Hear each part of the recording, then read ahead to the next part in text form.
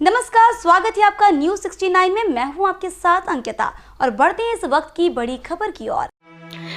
रमजान का मुबारक महीना खत्म होते ही ईद उल फितर मीठी ईद मनाई जाती है। मजहब इस्लाम के मुताबिक अल्लाह ने खुशियों के इस त्योहार को अपने बंदों को तोहफे में दिया है। अल्लाह की तरफ से इस दिन उन सभी लोगों को खुशियां मनाने का आदेश है जिन्होंने रमजान के महीने में रोजे रखे और दीगर इबादत की। रमजान में की जाने वाली इबादतों के बदले में अल्लाह कुरान के जरिए अपने बंदों से कहता है कि जिस तरह पूरे रमजान भर तुमने मुझे राजी करने, मुझसे माफी मांगने और खुद को मेरे साए में रखने के लिए रोजा रखा, मेरी इबादत की, आज उन इबादतों का बदला देने का समय है। अल्लाह अपने हर इबादत गुजर बंदे से कहता है, खुशियाँ मनाओ, एक दूसरे के साथ खुश रहो, गरीबों को दान करो ताकि वो भी बेहतर ढंग से खुशियाँ मना सके। एक दूसरे को इस दिन की बधाई दो क्योंकि मैंने सभी लोगों की पिछली बुराइयों को माफ कर दिया है। यही कारण है कि ईद उल फितर के इस त्योहार को एक दूसरे के साथ खुशियां बांटने के साथ साथ अमन और भाईचारे का त्योहार माना जाता है। इस बार 29 रमजान यानी 9 अप्रैल को चांद नहीं दिखा।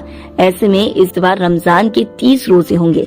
साथ ही ईद उल फितर का त्योहार 11 अप्रैल 2024 को मनाया जाएगा। इस्लामिक महीना चांद दिखने से शुरू होता है और चांद दिखने पर ही खत्म होता है। शव्वाल माह के पहले दिन ईद मनाई जाती है। इससे पहले रमजान का पाक महीना होता है। इस पूरे महीने इबादत के बाद अल्लाह की तरफ से अपने बंदों को ईद का तोहफा दिया गया। जैसे ही चांद दिखता है, पिछला महीना खत्म होकर नया महीना शुरू हो जाता है। शव्वाल का महीना शुरू होते ही लोग अगली सुबह ईद मनाते हैं। इस दिन मुस्लिम लोग सुबह उठकर फजर की नमाज अदा करते हैं। इसके बाद तैयार होते हैं। इस दौरान अल्लाह का आदेश है कि तुम्हारे पास मौजूद सबसे पसंदीदा कपड़े पहनो। इसके बाद सभी लोग ईद की नमाज अदा करने शहर की ईदगाह जाते हैं। वहाँ किसी एक शहर के लगभग सभी लोग एक साथ ईद की नमाज अदा करते हैं और इस दिन के लिए अल्लाह का शुक्र अदा करते हैं। साथ ही अल्लाह से पूरी दुनिया के लिए अमान, सुख, शांति और भाईचारा कायम करने की दुआ की जाती है। नमाज पूरी होने के बाद सभी लोग एक दूसरे को ईद की मुबारकबाद देते हैं। ईद की नमाज पढ़कर सभी लोग अपने अपने घरों को लौटते हैं। फिर अपने पड़ोसियों, रिश्तेदारों और मिलने जुलने वालों के घर जाकर या उन्हें अपने घर बुलाकर ईद की मुबारकबाद देते हैं। इस दिन कई तरह के खास पकवान बनाए जाते हैं जो मिलने जुलने वालों को खिलाकर एक दूसरे के साथ खुशियाँ मनाई जाती हैं।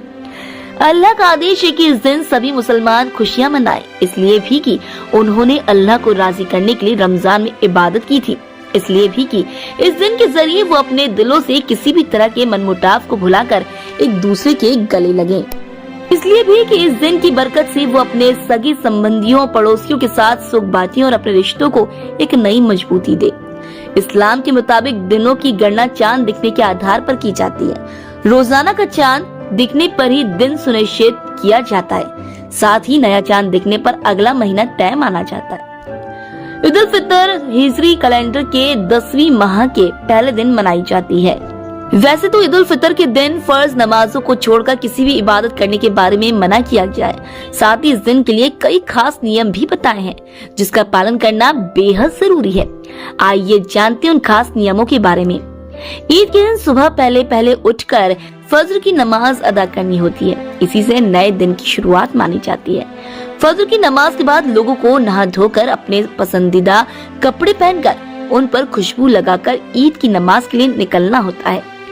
रमजान शुरू होने के बाद से ईद की नमाज अदा करने से पहले हर मालदार मुसलमानों को फितरा गरीबों को देना चाहिए। इसे बेहद जरूरी बताया गया है। फितरा यानी उतनी रकम जिससे किसी व्यक्ति को भरपेट खाना मिल सके। फितरे की रकम का आकलन 2 चीजों से किया जाए। मध्यम वर्गीय व्यक्ति के लिए 1 किलो 633 ग्राम गेहूं या उसकी कीमत किसी गरीब को दी जाती है। मोटे तौर पर इसकी रकम उलेमाओं की तरफ से इस साल 50 रुपए रखी गई है। वहीं किसी अमीर व्यक्ति को 1 किलो 633 ग्राम किशमिश की रकम लगभग 500 रुपए किसी गरीब को फिदिया देना होता है। फितरे का मकसद उन गरीबों तक भी उतनी रकम पहुंचाना है जिससे वो भी हंसी खुशी ईद का त्योहार मना सके। इधर अल्लाह ने मालदार मुसलमानों पर फितरा देना लागू किया ताकि वो उन गरीबों को ढूंढकर फितरा अदा करें। फितरा अदा किए बिना मालदार व्यक्ति की ईद की नमाज नहीं मानी जाती। ईद की नमाज ईदगाह में अदा करनी चाहिए। ईदगाह न होने पर मस्जिद में या फिर खुले आसमान तले ही नमाज अदा की जाती है। ईदगाह आने और जाने के लिए अलग अलग रास्तों का इस्तेमाल करना होता है ताकि आप अलग अलग रास्तों से गुजरकर मिलने जुलने वाले लोगों को ईद की मुबारकबाद दे सकें। छोटे बच्चों को ईदी के तौर पर उपहार दिए जाते हैं ताकि उनके दिल में ईद की कद्र बढ़े।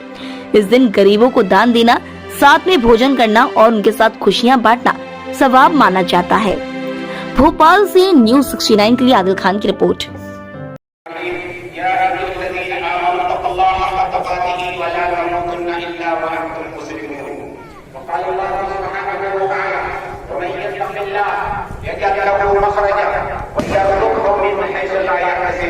وقال الله سبحانه وتعالى إن الله مع الذين اتقوا والذين هم محسنون والله سبحانه وتعالى قد كان فرض علينا الصيام لكي نتصف بصفة التقوى كما قال الله سبحانه وتعالى في كتابه المجيد أعوذ بالله من الشيطان الرجيم يا أيها الذين آمنوا كتب عليكم الصيام كما كتب على الذين من قبلكم لعلكم تتقون ومن يتصف بصفة التقوى بعد الإيمان فهو يدخل فيه كثير من جاه الله سبحانه وتعالى الذين قال الله سبحانه وتعالى عنهم وأخبر عنهم ألا إن أولياء الله لا خوف عليهم ولا هم يحزنون وعليهم